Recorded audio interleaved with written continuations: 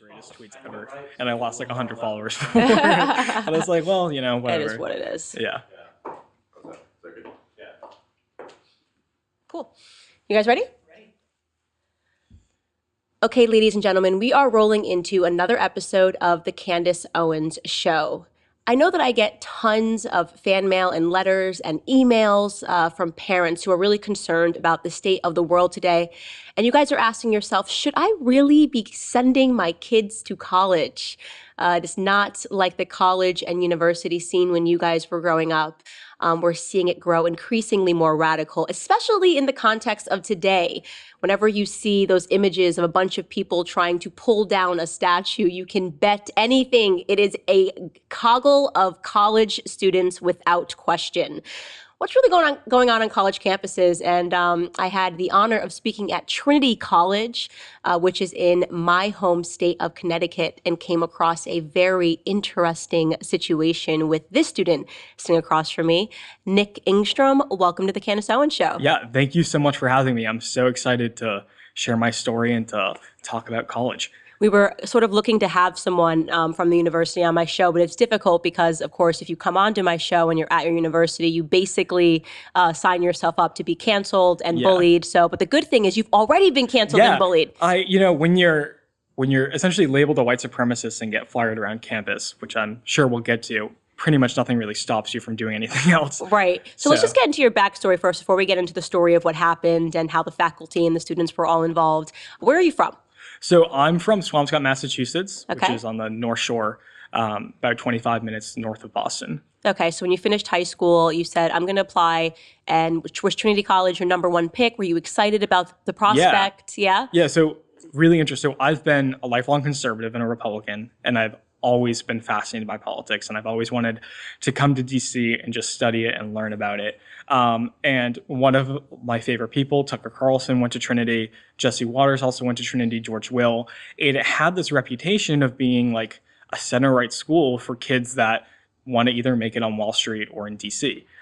So I fell in love with it, fell in love with the campus and the vibes, and I was really, really excited to go in the fall. So that was already in your thought process when you were applying, though. You were actually thinking about, is this school center right, or is it going to be far left? That's really interesting. Yeah, I definitely, and what I really wanted is I wanted a liberal arts education, which is, liberal in nature, the good type, right? The type where you can be well-rounded and is interdisciplinary and you can just learn as much as possible. Like if I could take a class on Karl Marx, but then counter it with a class on, the future of markets and kind of learn about how, he's contradicts himself in his writing.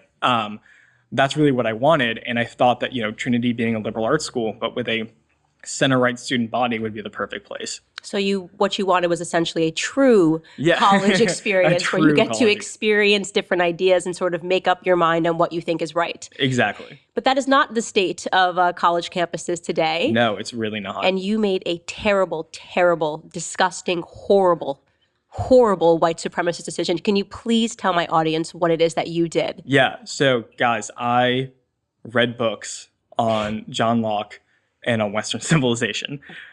So what happened is that I don't know if anyone's familiar with the Churchill Institute, but it was somewhat started at Trinity back in 2016. And we decided that we wanted to make a club version of it. We felt, and this is me and my friends, that there just wasn't enough emphasis on the Western tradition in our education.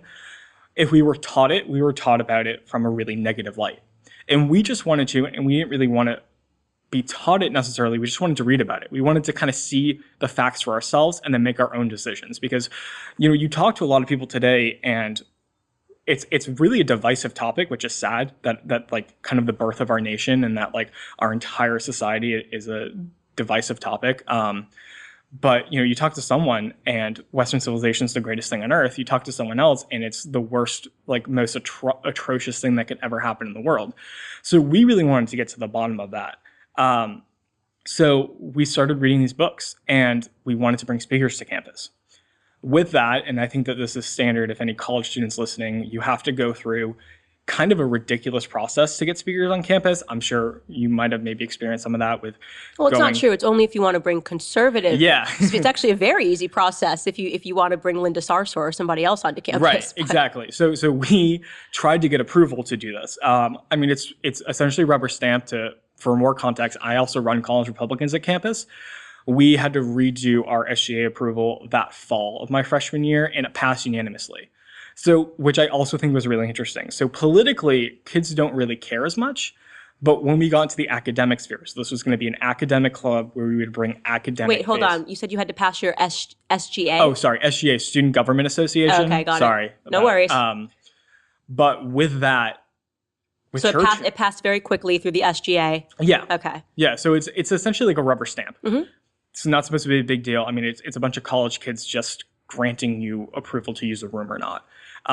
When we had the Churchill thing, I got to the podium to present, and I was greeted by, I think, around like 40 to 50 protesters already protesting our club before it was even existing. The argument is that Western civilization is a dog whistle term for white supremacy. So essentially, if you believe in individual freedom, human rights, capital, markets, then you're a white supremacist. Mm-hmm. Great. That's so really great to hear. Yeah. So, and what I think was really interesting is they kept on using this term dog whistle over and over again. And I think that it's what I see it as, and I think we see it all the time now, is that the left is essentially using Western civilization as a dog whistle term for themselves as a way to take away freedom. Mm-hmm. I think that all the time when you hear the word Western civilization, I mean, people on the left cringe. They're like, oh, human rights, like freedom, like I want to take those away from you. And you really kind of start to get those vibes when you're on a college campus, and you can see them morph into students. And, you know, you can have a couple just standard, typical mainstream kids come to campus, and 4 years go by and they're a leftist. Right. That's exactly right. It's crazy. And you know, it is interesting that they think that there is something fundamentally wrong and backwards about the very civilization that allows them to do what they do in terms of protesting and shrieking, because it certainly couldn't go on in an Eastern civilization, Right. you know, without severe consequences. I mean, could you imagine if a bunch of kids on a college campus, well, they did that once, I think they called that the Iranian Revolution in Iran, or, you know, we know what goes on in China. So it's interesting that the exact same civilization that gives them the permission to do what they do, they discredit and they talk badly about, and they say that they fundamentally want to dismantle. Yeah. And I think the answer to that question is that they don't know what it really is. One person asked me, it was like, you can't read John Locke because he was pro-slavery and he owned slaves. I was like, what? Like, I kind of like laughed because I was like, am I being punked? Like, I really thought that in my head, because so first of all, he was writing after slavery was basically like a taboo in England. And he was like probably one of the most anti-slavery philosophers of the time, and even now with the Enlightenment. I mean, our Declaration of Independence is mostly based off of his scholarship. So I just was like, you obviously have no idea what you're talking about. It reminds me of when Colin Kaepernick was boycotting the Betsy Ross flag. Yeah. Because he said that it had racist undertones, and like he clearly had no idea who Betsy Ross was. Yeah. I mean, like I think it's just. And they did it. The thing that's crazy is that, you know, they actually win their arguments. Like they actually removed the shoe. So he was fundamentally wrong. It was a fundamentally stupid comment. These people were, you know, a part of the abolitionist movement, and yet they still said, okay, we have to do away with this flag. And this is kind of what's interesting about the left, is that they hate everything about specifically Western history, right? We know that slavery began, in the Middle East, right? We know that slavery lasted longer in Eastern society. We know the West was the first to end it, and yet they find something to be problematic about Western civilization and Western civilization alone. Yeah. What is it you think they're after? So I think that's a great question, and I think you've been studying that a lot, I think, recently. And I think what it is that when we talk about slavery, and I try to say this all the time, where you can have a Western society, but you can have anti-Western policies and systems in it as well. It's not like things just change overnight. Like slavery, Jim Crow, segregation, those don't correlate with the West, right? Those aren't Western values, but we had them. And I think that that's more of a conversation about policy and changing policies and moving past that. And I think one of the things, and it's, I think, the most ironic part, is that Western civilization is progressive, right? It's you're kind of studying it in a linear sense of that moving forward progress where, slavery was a sin. We realized that, we made an amends, and we tried to move forward versus other civilizations that haven't done that yet. And I think that is essential to kind of Western thought. And I think that that's the biggest piece that the left misses, is that their idea of progress and it's progressive essentially to hate on me and to try to cancel me and to flyer me around campus. Yet, I'm trying to read the person that essentially helped cultivate that. Like John Locke, the Enlightenment, that was when the whole idea of progress came into play. So I just find it really ironic. Right. And I think the left really targets Western Civ and really puts an emphasis on the slavery aspect because they'll realize that they're wrong. Mm-hmm. And I really think, and I think you date back, the Democratic Party and the left has been all about power since they've been around, and it's grasping onto that power as much as they can. And if currently right now, what gets them power is bashing on Western Civ. Mm-hmm. So they're going to keep doing it as they gain power. Right. And it seems to work every time. Like you said, like Colin Kaepernick, I mean, his argument made no sense, but yet he was able to get an entire brand, multi-billion-dollar brand, to just change because he felt offended. Right, that's right. Even if you're wrong and you feel offended, that's enough. Yeah. And I want to get this right, but I can't remember who I was reading. It was probably Thomas Sowell. I feel like he's the person that we're always reading the most. But they had said that, it actually might have been Shelby Steele, but in their book, they had mentioned that one of the things that the left gets really wrong, and I think it's interesting because you said you feel like these students just don't know. So there is an element of ignorance that's at play.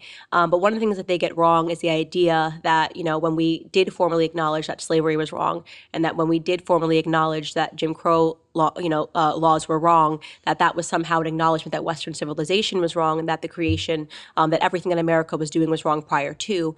Really, though, the battle for civil rights, now I'm almost sure it was Shelby Steele, was a battle to actually get Americans to recognize the Constitution that they had already written. Right. So all men are created equal. That was already in the Constitution. That part was right.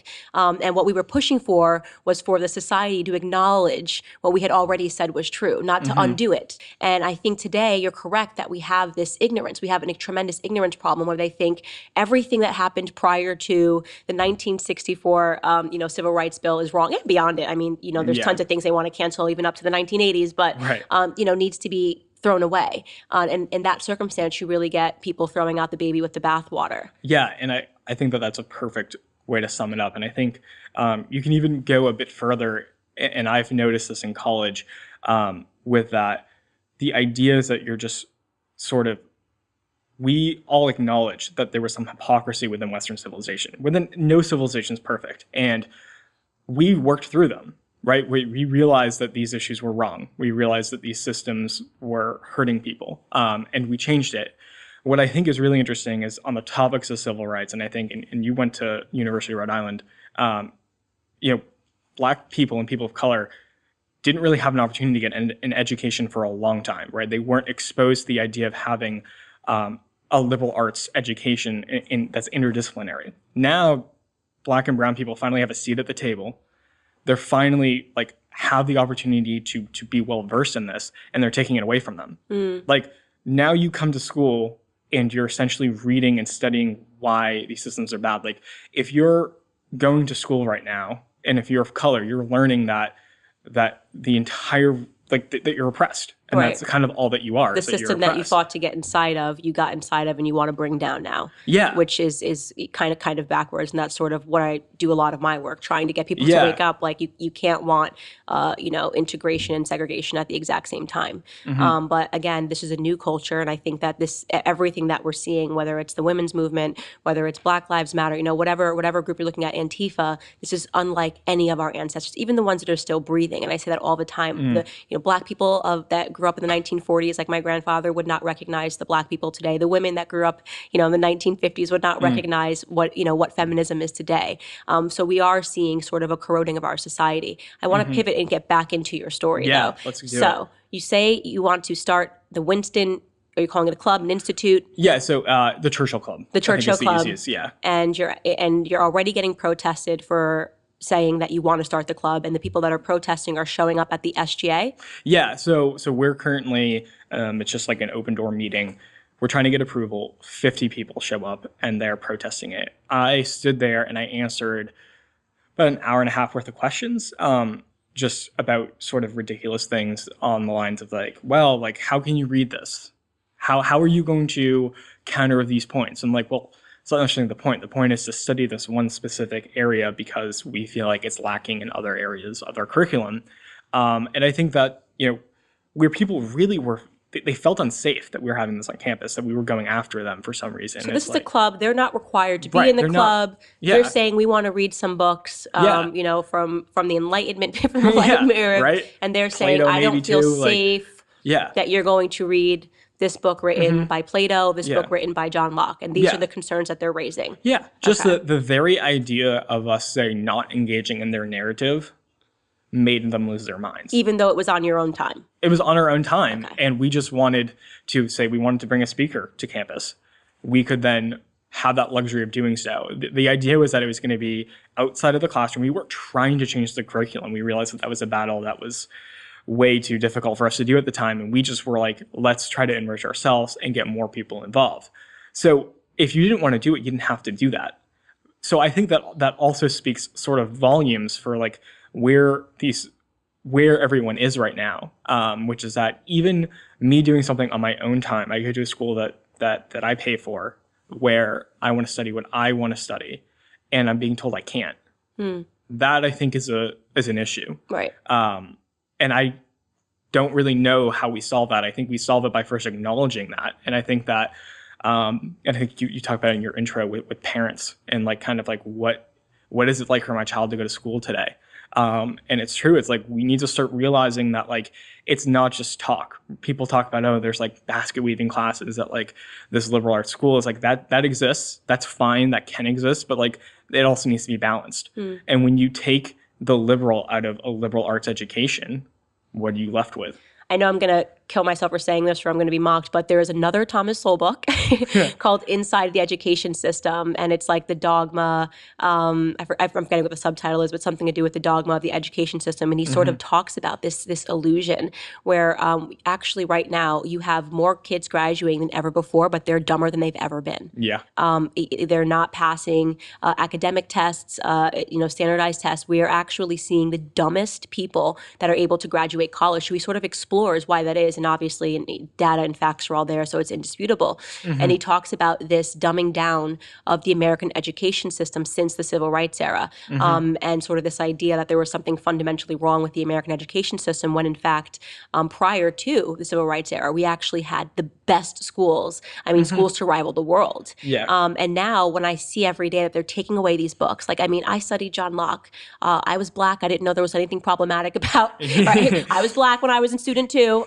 And it didn't change. I've been Black my whole life. And we studied those books. Nothing was wrong with it. They just canceled To Kill a Mockingbird, right? And I studied those books. Nothing wrong with it. Nobody felt this anger or this angst in studying these books. It was considered a more well-rounded education.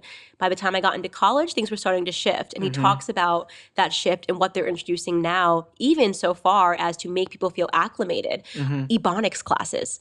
Saying that even the language, the English language, there's something fundamentally wrong with that. We need to do a job of making people feel more cultured and introducing Ebonics writings and horrible poetry.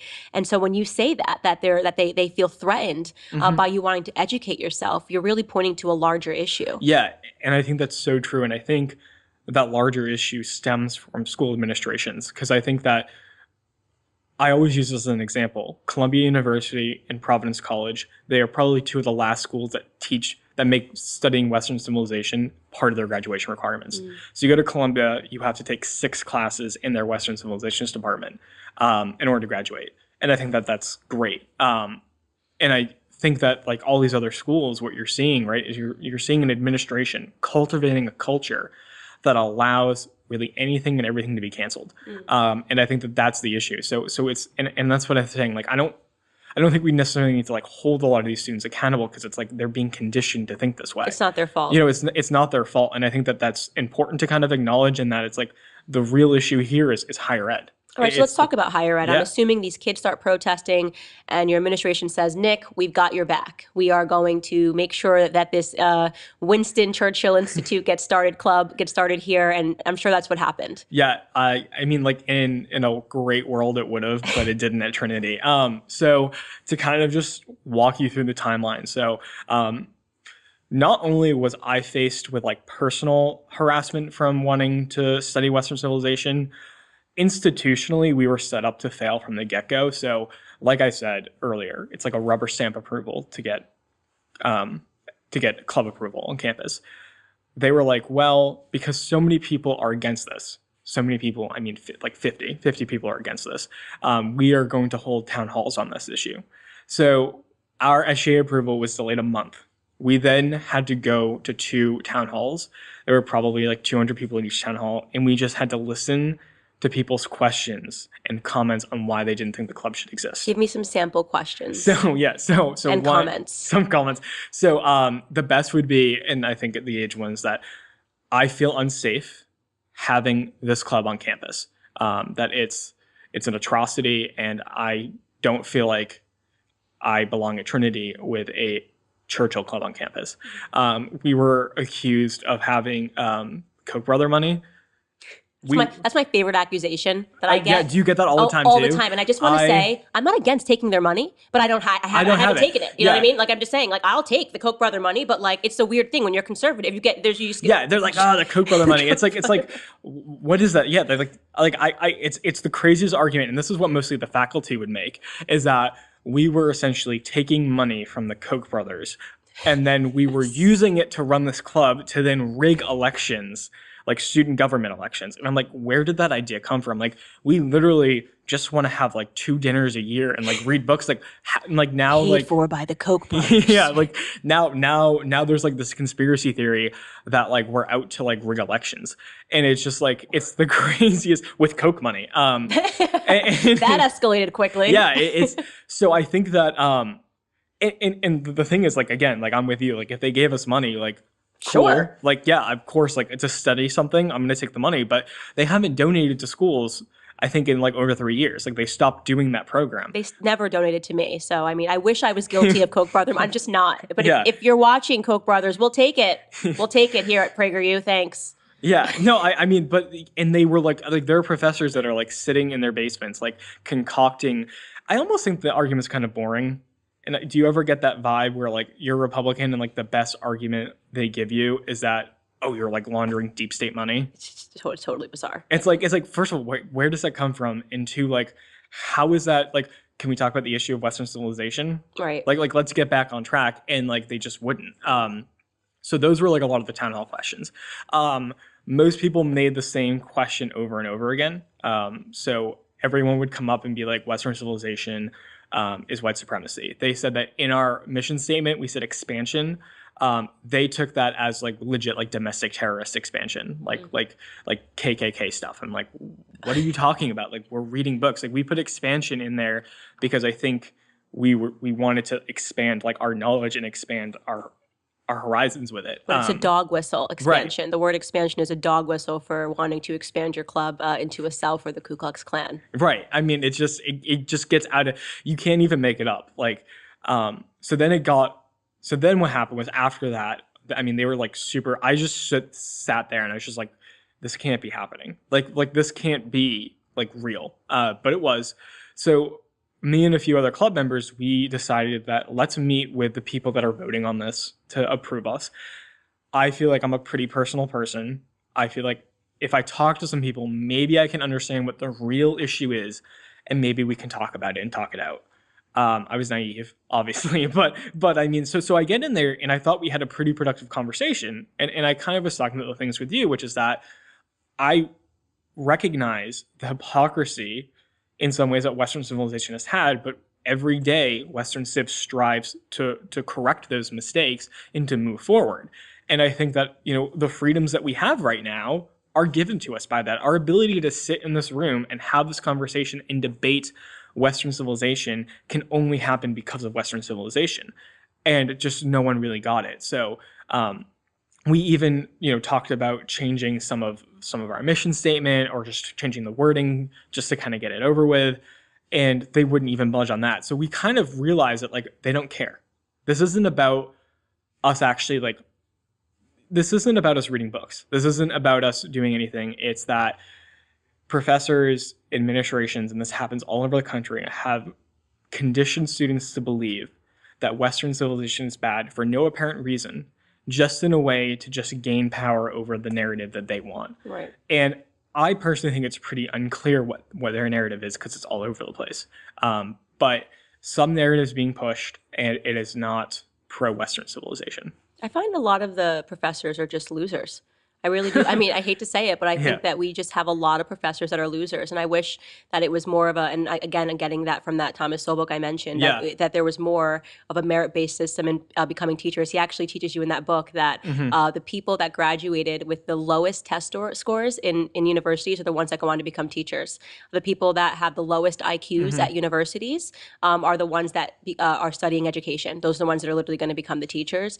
So I think that a lot of these people have found such little success in their life that it naturally stakes them against Western civilization, progress, capitalism, free markets, right? And I'm not saying all of them. There are some amazing professors, and usually those ones don't get tenured for because if you win Teacher of the Year, Professor of the Year, they don't want you. Right. It's a really rotten system in how they keep teachers around, and they're more focused on making them, write research papers than they are on making them actually teach the students that they're there to provide for. So it's an ugly system, and I think they are to blame. It's actually really funny that you brought that up too, because that was one of the reasons why I think I was attracted to Trinity, because Trinity actually has a 10-to-1 student-to-faculty ratio. I really wanted to be in seminars and engage with my professors and work with them. And it's just funny because, like, now I'm in this situation there. And I have a few professors that I love at Trinity that I work with that really help me. But again, like, a lot of them are sort of preaching this whole that, like, the Churchill Institute is funded by the Koch brothers. Like, what is that? And they also have done a lot of hit pieces on campus reform. They think that campus reform is like, there's also like underground network that also helps spread white supremacy in college campuses. It's nuts. So what happened? So after those closed door meetings, we thought that we really were in a position where we actually would get approval. So a few days go by, it's like dead quiet. Like, nothing's really going on. You're almost like to the point where it's like, like when it's really calm before a snowstorm. Like, you kind of, like, I'm kind of having that, like, I have a gut feeling that something bad's going to happen, but I just don't know what. So it's my class registration day. I'm up at like 6:30 in the morning, like, getting ready to go to the library. It's like my first time doing it on my own because I'm going to be a sophomore. And I get a text from my friends being like, dude, look at the walls. I was like, what? It's like, you're all over the walls. They took these kids, they took my face they like stalked my social media accounts, got my picture, got I think 15 other students' pictures, put them on a flyer and said, the old racism is every bit as ugly as the new, and flyered us. There were probably 500 flyers around campus with my face on it saying that. Wow. Yeah. Do you know who was behind it? So, so the thing, so Trinity won't tell us. They know who was behind it. Yeah. And did they take any measures? Did they pull down? Did they issue a statement? Did they send out one of those letters that they send out all the time about tolerance and acceptance? Yeah. So this is where it gets kind of crazier. Actually, it actually gets crazier. So what happened was that I met with the deans, and I thought that we were on track. They told us that they found the people responsible, that they were going to handle punishment. Usually they sometimes tell you. They didn't tell us anything. They said it's all confidential. And I'm like, okay. I wanted to trust the system. I really wanted to kind of follow through with it. So I kind of let it be. Trinity sent out an email saying that we stand, our community's hurting, that obviously there's a lot of divisiveness on campus. No one should be fired. But, it happened. And it was kind of weak. What happened was then a protest erupted out of that. So a bunch of these students that were probably a part of the firing staged a protest saying that Trinity College administration sides with white supremacists. So then what they did was, because obviously, denying us approval is a violation of our freedom of speech. We contacted FIRE. We had FIRE involved, the Freedom Individual Rights Association. They outlined a clear case that, like, SGA, the Student Government Association, violated their constitution. Trinity violated their policies by not allowing us to have this club. So, obviously that's like a lawsuit waiting to happen. Right. So Trinity pulled this sort of loophole, being like, oh, turns out you never needed to get SGA approval to exist on campus. So then they let you suddenly exist? Yeah. So you go through this entire period of harassment, bullying, you have to stand up there, town halls, and just take all of this. And then suddenly they're scared about getting sued and they say, never mind, you're allowed to have your club. You don't need approval. Yep. I find that to be a really unacceptable conclusion. I think that it is a really unacceptable conclusion. And then on top of, I don't think I added this in, but I also got a death threat. It's also weird that I'm so just like relaxed about that it's just like so part of just kind of being conservative in this nature, where it's like, you're going to get canceled, so you might as well just get it over when you're 20 versus when you're 30. That's so sad. It's and so sad. So true. But it's just like, well, now that it happened. The earlier the better, because they can't cancel you twice. And I can speak from experience, they can't cancel you 1,000 times. So you do get over the loop, and then you're just able to be yourself. Yeah, so there was this anonymous like troll at Trinity. And he whatever they were, they posted like that I was a pasty Klansman.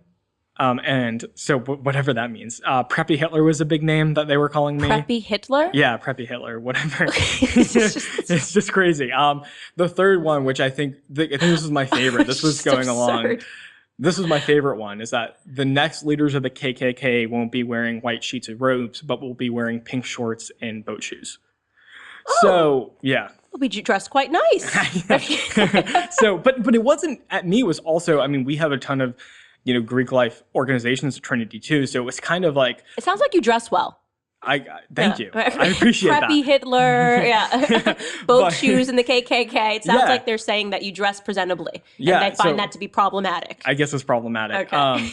Well, and like you dig deeper into that and you see that it's way more than just about books. It is about this cultural difference at Trinity, where you have a bunch of just kind of mainstream kids and then a bunch of leftists of all different backgrounds, all different socioeconomic status, that just don't feel like they necessarily fit in, and they just want to attack you.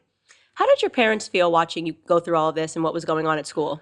So my parents were like, this can't be happening. They just were like shocked. And it's weird because I think you could talk about it, like high school's so different, where a lot of this doesn't necessarily happen in high school. Like if you're bullied in high school, which like my mom said, like, this is bullying. And I was like, well, it is. Yeah, it's bullying, right? So she was like, if this is high school, like the kids get caught, the parents know who the kids are, and a punishment's dealt with. Trinity just like didn't tell my parents really anything. And my mom was just like, what is going on? Like, and she kept on kind of saying like, what would happen if like, things were like reversed? Like what would happen if I, a conservative student, flyered around a bunch of, like, we have a socialist club on campus. Like, what if I took all the pictures of the socialist kids, flyer them around campus, and said that, all socialists are murderers because of, the death rate of socialist countries? I would probably have gotten expelled. Right.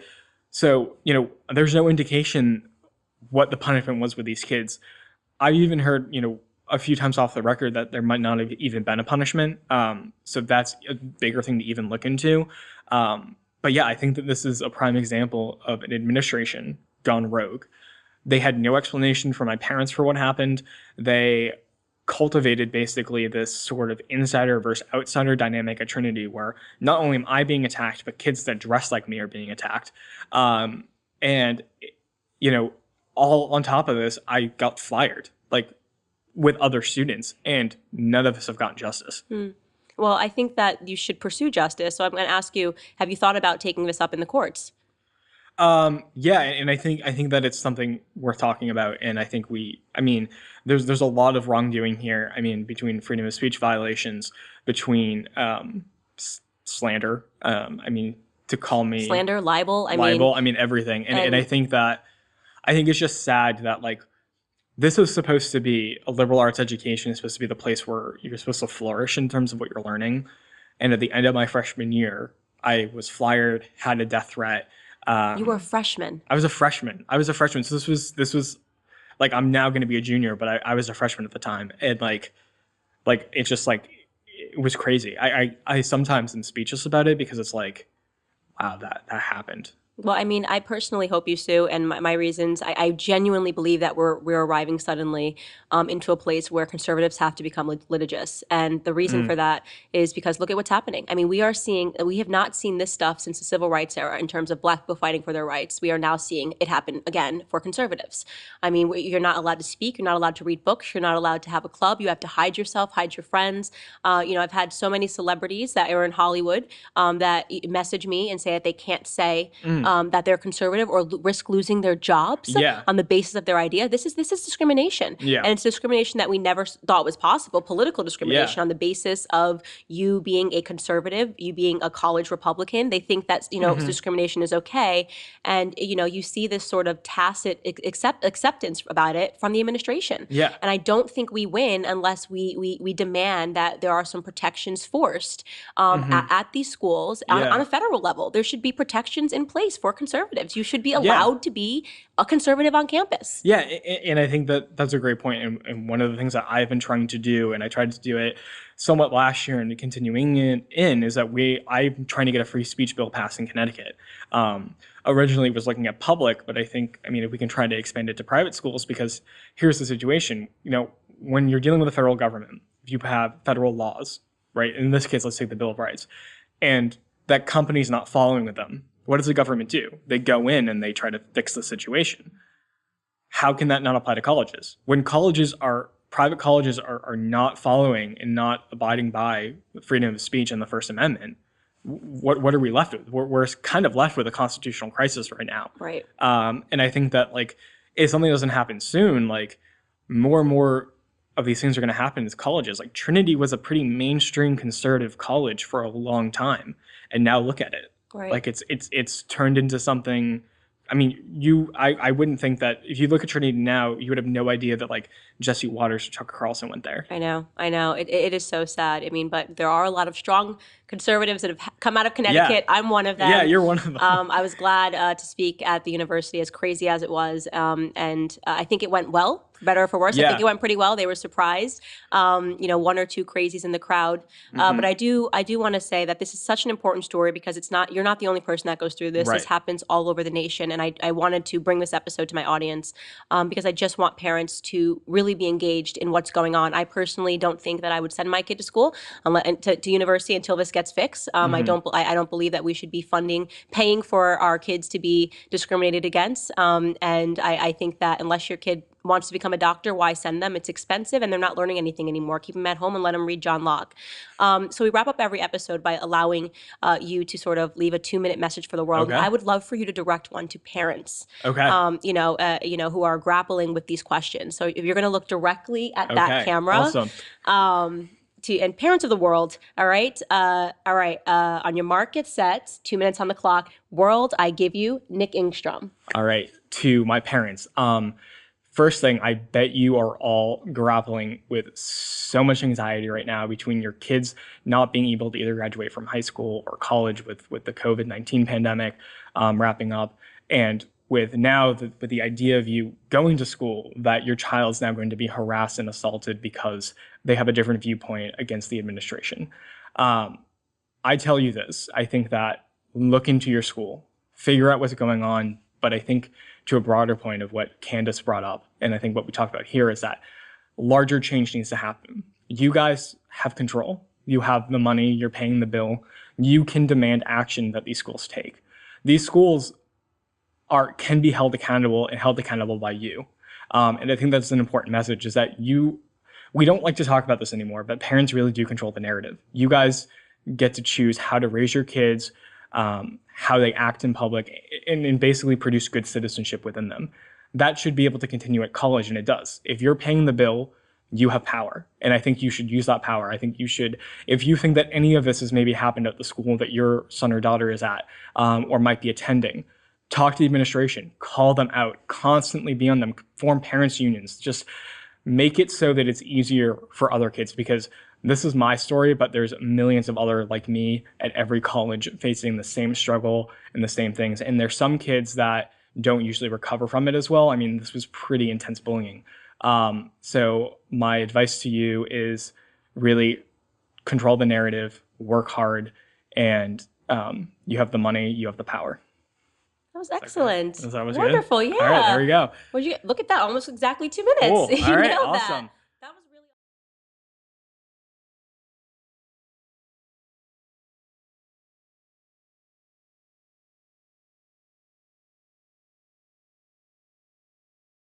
Thank you guys for watching the latest episode of the Candace Owens Show. I hope you guys enjoyed the conversation as much as I did. As many of you guys already know, PragerU is a 501c3 nonprofit organization, which means we need your help to keep all of our content free to the public. Please consider making a tax-deductible donation today. I would really appreciate your support.